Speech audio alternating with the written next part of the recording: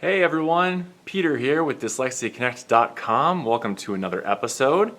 Today I would like to talk about dyslexia and guessing at words.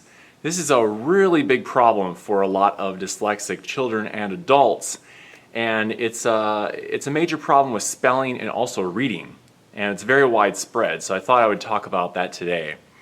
As I mentioned, it's an extremely common problem. And let me give you an example of it.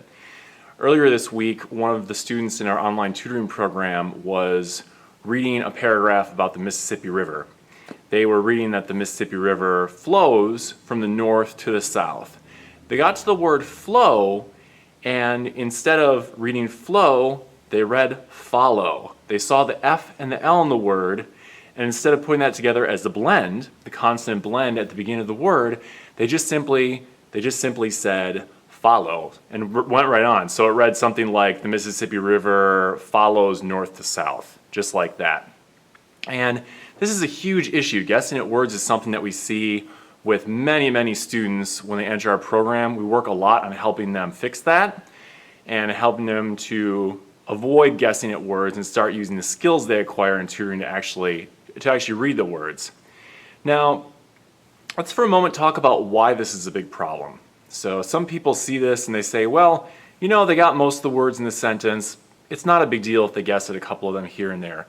In fact, it's a really big deal, and it can be extremely detrimental to spelling and reading ability, especially as the student gets older. And the reason for this is because if they get in the habit of guessing at words at a certain age, they're obviously going to have trouble even at that age. Their reading accuracy is going to suffer, and also, as a result, their reading comprehension is going to suffer. Since they're not reading sentences accurately, they're going to be slightly off in a lot of different sentences they read, and they're not going to get a full, complete understanding of things they're reading. When it comes to spelling, they're going to tend to just want to guess at words instead of sounding them out phonetically and using phonetic sounds. And this is going to result in them having a huge variety of different spellings for the same word. They may spell the same word 5-6 different times in the matter of a week or a couple of days, in fact, because they just don't know how to sound things out and they don't know their phonetic sounds. A student who's guessing at words when they're spelling may tend to guess at them repeatedly. So if you dictate a spelling word to them, they may say, well, no, it's spelled this way. No, it's like this. No, it's like that. And they'll just jump from one to the other because they've gotten in such a habit of doing this. It's what comes naturally to them, and they just end up spitting out a whole bunch of different alternate spellings for the same word. And they really have no idea which one is right. And even if they do eventually get that word right, they're typically like, oh, you know, I didn't know why it's spelled that way. They're just kind of randomly guessing until they get the right answer. So it's a problem at any age, even when children are younger. However, it gets to be even more of a problem as they get older, because as they get older, they're introduced to more complex reading materials and comprehension sections and textbooks that they have to read and that they're expected to absorb material out of and answer on tests and in essays and different things like that. If they get in the habit of guessing at a young age, they're going to continue guessing more and more. And as the material that they read and spell gets more complex and more difficult, their reading accuracy and comprehension are going to go down. They're going to decline. They're not simply going to fix the problem themselves and start to be able to read better. This is a problem that's going to stick around, and they're going to continue to have issues with it. So as a result, they may be reading at a higher grade level, but whereas they were maybe reading at 60% accuracy at a certain age, maybe a year or two later they're reading at 50% accuracy, or even less than that sometimes. And it can just continue to cycle like that, and they have more and more problems, and the issues mount up because until they're having major problems with comprehension. And this is something that we see a lot in students who enter our program who haven't gotten treatment for their dyslexia early and a phonics-based approach. So that's the problem. Now, we have to talk about what the cause of the problem is. The reason dyslexics do this is because it's a coping mechanism. If they haven't had dyslexia tutoring or dyslexia treatment that has given them a good phonemic awareness, which is the knowledge of what letters and letter combinations say, they don't know how to sound out words. So they don't know syllable rules, they don't know why vowels say certain things in certain positions in words.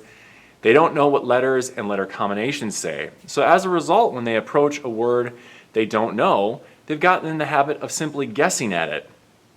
And additionally, they may have anxiety about their reading issues. And so this habit becomes more and more ingrained the older the child gets, and the longer they go without having the proper instruction for this to help them overcome it. So they get in the habit of it, and it's a coping mechanism that they end up using all the time. Also, they may have gotten in this habit because they never had a phonics-based approach to reading. In a lot of schools, students will sometimes get maybe some of the basic phonics, the basic letters, but often they don't get any of this after second grade.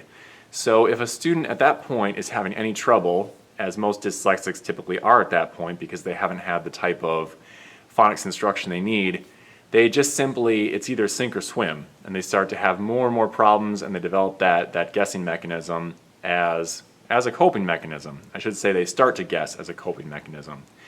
And sometimes in certain schools where reading is taught using the whole language method instead of a phonics-based approach, they actually encourage students to guess. They may tell them to go to the end of the sentence, they still don't understand, go back, look at the picture, and then guess. And just by what I'm saying about it here, you can see what the problems would be inherent to this. They're getting used to doing everything except actually reading the word as it's written. And in fact, it's sometimes thought that this is a quicker method to reading a word, and in fact, it leads to terrible accuracy and it slows reading way down because the student will read the sentence, go back, they'll read at the end again, they'll go back, they'll try looking at a picture, they'll go back, they'll try inserting random synonyms or words that they think it might be and guessing at the words. And so this leads to a lot of decline in their reading accuracy, and it also causes this guessing technique to get more and more entrenched and more difficult to break once they finally do start getting the proper instruction method. So this is another reason why we see this as such a big issue and see so many students having this issue. So how do you correct this issue? You know, if you're a parent or you're a teacher who works with dyslexics, you probably tend to see this all the time. And hopefully if you have your child in a dyslexia tutoring program, they're getting what they need now, and the dyslexia tutor is certainly working on reading accuracy with them if they're trained in a phonics-based approach such as Orton-Gillingham or one of the other major methods. So the first thing you need to do to correct this is to get the child enrolled in a phonics-based tutoring program, phonics-based reading and spelling program. The reason why this is important as the first step is because you need to give the child an alternative to guessing. If we go back to the reasons for guessing, of course, it's a coping mechanism. It's because they don't know how to sound things out. They don't know what letter and letter combinations say. They don't know how to properly break words down into syllables and the type of syllables that exist. They don't have that knowledge either. So as a result, they guess. To be able to get them to stop guessing, you need to give them an alternative. And that alternative is a phonics-based approach to reading. Now, once they're getting that, what you need to do then is just have them read out loud a lot. Give them a lot of repetition with this. And when they read out loud, if they get to a part of a sentence where they skip a word or they misread a word, if they insert words that aren't there, all things that are very, very common in dyslexia, you can go ahead and stop them either at the end of the sentence or in the middle and have them go back and correct it. Now again, we come back to the phonics training being so important, because if you do this and they don't yet have a good knowledge of phonics, they're not going to know what to do when they go back to the word anyway. So they'll go back to the word, but they might just continue guessing and say, well, I think it's this or that or that, and they're not going to be able to approach the word as they're supposed to. So that's why it's important to have that background in phonics, so that when you have them go back to a word, you're able to have them sound it out properly. And if they're enrolled in dyslexia tutoring, they're going to get better and better at doing this as they go on in tutoring, because their tutor will be working with having them sound out words and sound out nonsense words, which is going to get them more comfortable with sounding things out phonetically. And the tutor will be doing all kinds of things with them that will get them more comfortable with sounding out words and increasing their reading accuracy. So as a parent, if you're reading with your child, you're going to see them improving as they go on, the reading accuracy getting better. And you're also going to see them having a better ability to sound out words that they miss originally. If you point them out, they may go back and say, oh, that's right, this is this word, and they'll apply their phonetic rules and their syllable rules to be able to properly read the word. And a lot of students, once they get to a point where they're comfortable with phonics, they may only need you to point at the word. They may not even have trouble sounding it out. You may just simply point and they'll say, oh yeah, that's right, and they'll sound it out and read it properly. So they get quicker and quicker at correcting these mistakes. Now, if you're working on this, you should know that unfortunately there's no quick fix for this. Since it is a bad habit, and it's a habit that is often very, very entrenched with students, it can take a long time for them to get out of this habit. Sometimes when students enter our online tutoring program, it can sometimes take months for us to help them stop guessing at words, because that's so ingrained, that's just what they do by habit. And it depends on the age of the student as well. Usually if students are a bit younger and haven't been guessing all that long, it's a little bit easier to break that habit. If they're older and that's become just their standard operation for reading since the time they started reading, it can take longer to break that habit because the habit is so ingrained at that point. So if you're working on helping a student address this, just know that it does take time, but it's completely worth it, because this is one of the major ways that they are going to increase their reading accuracy and in turn increase their reading comprehension.